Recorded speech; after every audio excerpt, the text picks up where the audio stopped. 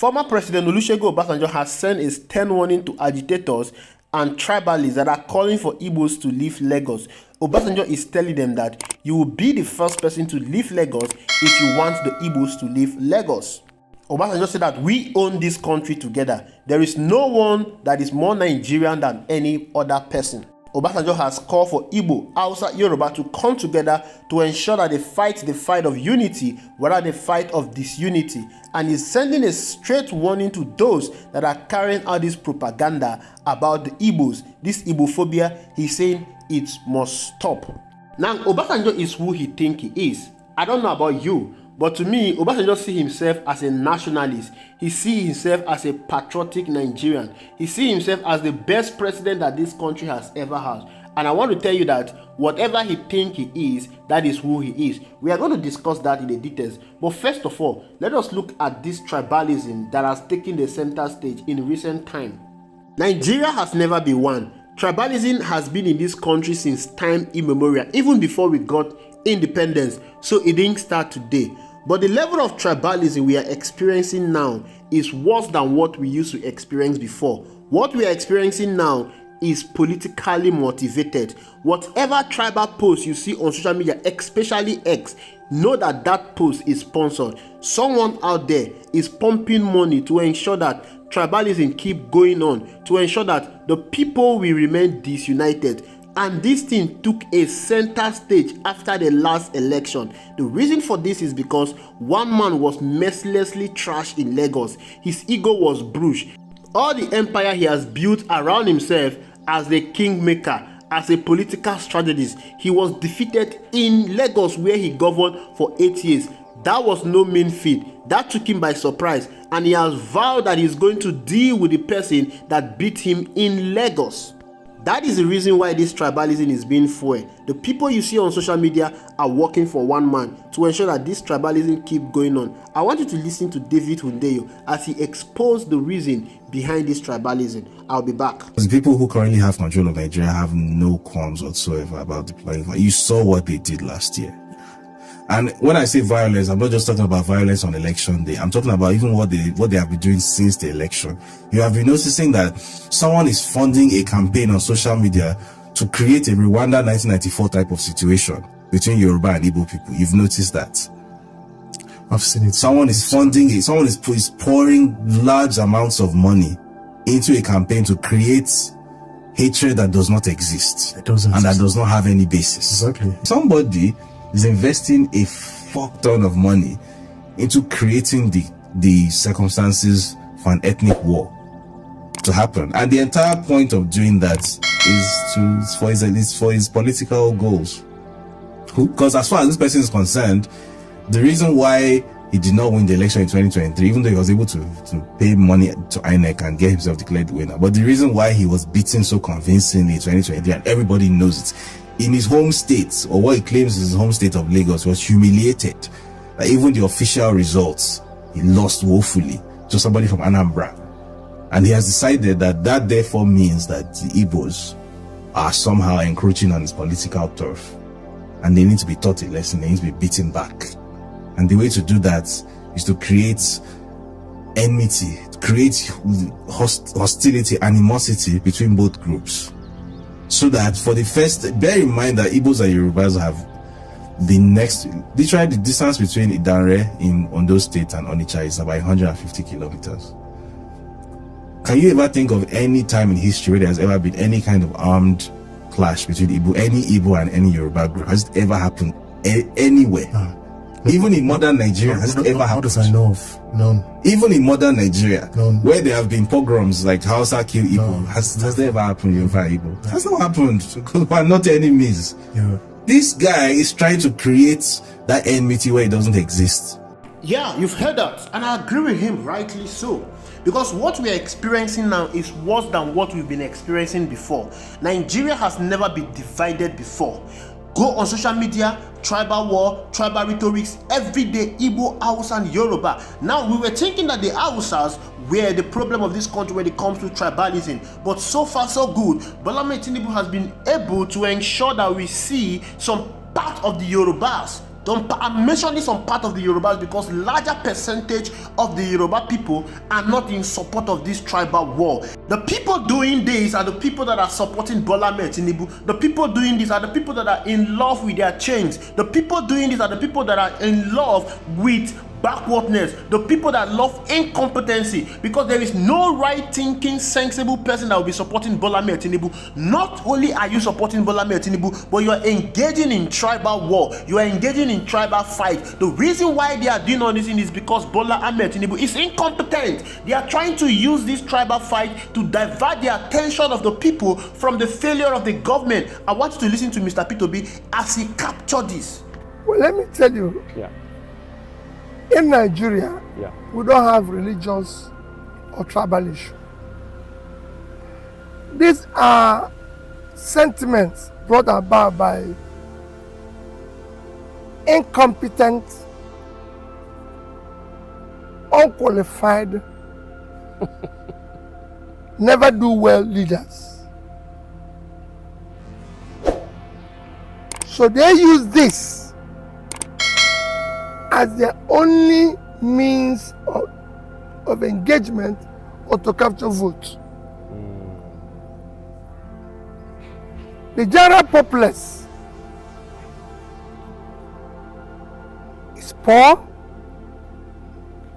is living in deep pain, hungry. So this becomes a tool of manipulation to them. But brother, there's no part of Nigeria where any tribe buys bread cheaper. Buy food cheaper. Not part of Nigeria. There's no part of Nigeria that is not hungry. Yeah. There's no part of Nigeria that gets uninterrupted electricity because they are from that part. No. No part of Nigeria has pipe-borne water. And there's no religion. If there's any religion that is buying food cheaper today, Yeah. other people will go there and buy food. I said it in the mosque yesterday. Oh, yeah, When we visited the mosque yeah. yesterday. Yeah. I asked them, is there any way Muslims buy food cheaper? They all said no. They all said no. Inside the mosque yesterday, I asked them, Yeah. I said, do you buy food cheaper? They said no. So if they don't buy food cheaper, why is anybody talking about religion? They told you, I said yesterday, I've been part of that mosque. Yeah. When it was burnt, when I was governor, I rebuilt it. I've always visited them. Yeah. They said it in front of you yesterday. Yeah. But I can tell you, there's some people who even said I burned the mosque. But that mosque, let me tell you, is a tool of manipulation. That mosque was burnt before I became governor. Yeah. And when I came, I rebuilt it. And you saw that they said it's the last money I gave them that they used to repent it. And I said, I will continue to support you. And you saw what I gave them yesterday. Yeah. Quietly, unannounced. Yeah. They've been part of me. So, I don't know where this is coming from. But I can tell you, it is a tool of manipulation by the failed political leadership. So over the years, the country is suffering due to leadership failure over the years. And that leadership wants to continue. This whole tribal fight is to divert the attention from Nigerians from the main issue. There is a lot of rot that is going on in Nigeria currently, but Nigerians are not paying attention to it because they are divided, fighting tribal war every day on social media. Are you aware that your senators earn 21 million naira monthly? This is what these guys earn for doing absolutely nothing. It costs billions of naira to run the Nigerian National Assembly.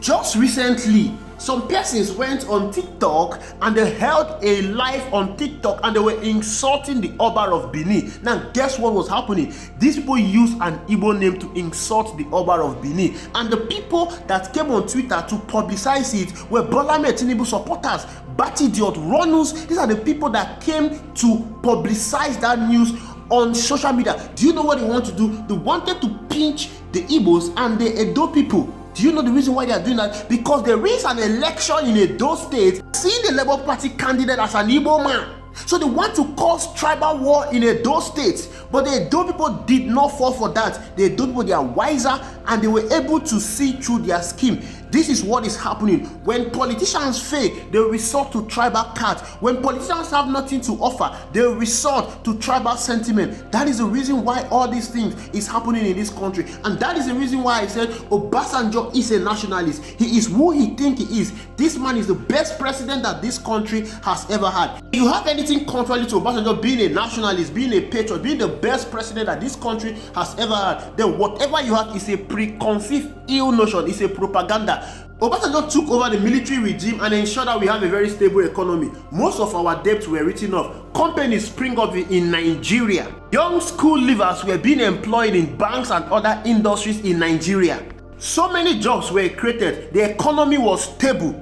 Cost of living was affordable. Naira was stable. There was security in Nigeria. Tell me what Obasanjo did not do. He was not a tribal bigot. This man assembled the best brain in this country, cut across every region of this country. He did not appoint people based on tribalism. Every of his appointment was based on merit. He created the EFC to fight against corruption. What most of you have against Obasanjo is because he tried to run for a third term. If you compare what happened during Obasanjo's tenure and what is happening now, you would have wished and hoped that Obasanjo's third term tenure was successful, because it would have helped to stabilize the country. Forget about the term democracy. Whatever we are running in Nigeria today is not democracy. Let me say that democracy has destroyed Nigeria, because we are not practicing the real level of democracy. What is democracy without true and fair election? What is democracy without respect to human rights? What is democracy without independence of the judiciary? What is democracy without strengthening all the institutions of government? Every institution of government today is being used as a propaganda machine by the politician. There is no institution of government today that is working for the betterment of the people. The National Assembly ought to be a true reflection of democracy, but what we have in the National Assembly today is nothing short of democracy. Compare the National Assembly we have today and that of Obasanjo regime, then you will understand that we are falling short of what we used to be before. So yes, Obasanjo is a nationalist. That is the reason why he's speaking out today. That is the reason why he's saying, any one of you asking the Igbos to leave, you will be the first person to leave Lagos. Lagos belongs to every one of us. Lagos was developed by every Nigerian, not only by those in Lagos. You know the most unfortunate incident of all of this? The people that are clamoring for the Igbos to leave Lagos, these are not even people from Lagos. These are people from outside Lagos who claim to be Yoruba, who are supporting Bola Ahmed Tinubu. Such an unfortunate situation. Thank you for watching. I will see you in the next video.